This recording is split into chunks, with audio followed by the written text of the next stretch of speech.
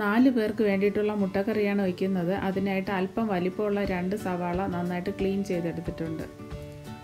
ഈ സവാള ചെറുതായിട്ട് കട്ട് ചെയ്തെടുക്കാം. കട്ട് ചെയ്യുമ്പോൾ ഇതിൻ്റെ ഷേപ്പ് ഒന്നും പ്രശ്നമല്ല, ഏത് ഷേപ്പിൽ കട്ട് ചെയ്തെടുത്താലും മതിയാവും.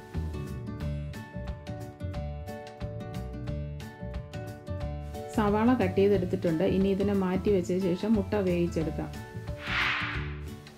മുട്ട പൊളിക്കുമ്പോൾ പൊട്ടിപ്പോവാതിരിക്കാനായിട്ട് അല്പം ഉപ്പ് കൂടെ ചേർത്ത് കൊടുക്കാം.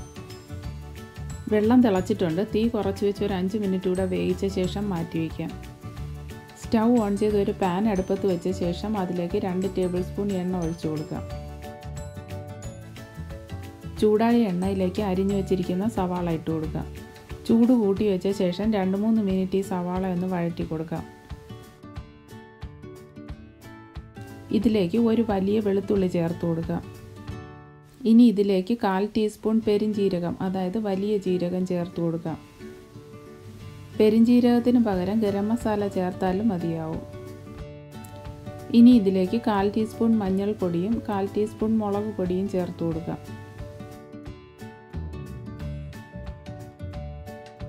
നന്നായിട്ടൊന്ന് വഴറ്റി കൊടുത്ത ശേഷം ആവശ്യത്തിന് ഉപ്പ് കൂടെ ചേർത്ത് കൊടുക്കാം.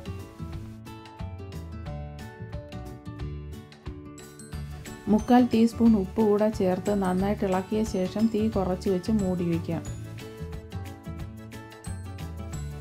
ഇങ്ങനെ ഒരു 2-3 മിനിറ്റ് കൂടെ വേവിച്ചാൽ മതിയാവും. ഉള്ളി നന്നായിട്ട് വെന്തിട്ടുണ്ട്. ഇത് നന്നായിട്ട് തണുത്ത ശേഷം 1 കപ്പ് വെള്ളം ചേർത്ത് മിക്സിയിൽ അരച്ചെടുക്കാം.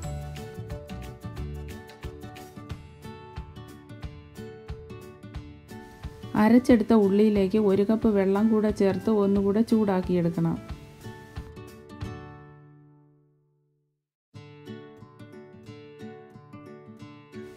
ഈ സമയം ടേസ്റ്റ് നോക്കിയിട്ട് ഉപ്പോ മുളക് പൊടിയോ ആവശ്യമുണ്ടെങ്കിൽ ചേർത്ത് കൊടുക്കാം. കറി തിളയ്ക്കേണ്ട ആവശ്യമില്ല. കുമിള വരാൻ തുടങ്ങിയിട്ടുണ്ട്. ഈ സമയം സ്റ്റൗ ഓഫ് ചെയ്യാം. കടുക് വറുക്കാനായിട്ട് ഒരു പാനിലേക്ക് 2 ടേബിൾ സ്പൂൺ എണ്ണ ഒഴിച്ചു കൊടുക്കാം. അതിലേക്ക് 1/2 ടീസ്പൂൺ കടുക് ചേർത്ത് കൊടുക്കാം.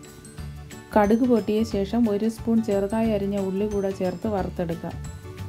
ഇതിലേക്ക് കറിവേപ്പില കൂടെ ചേർത്ത് കൊടുക്കാം. മുട്ടക്കറി റെഡി ആയിട്ടുണ്ട്. മുട്ട ഒരു പാത്രത്തിലേക്ക് എടുത്ത ശേഷം കറി അതിൻ്റെ മുകളിലേക്ക് ഒഴിച്ചു കൊടുക്കാം. അതിനുശേഷം കടുക് വറുത്തത് കൂടെ ചേർത്ത് വിളമ്പാം.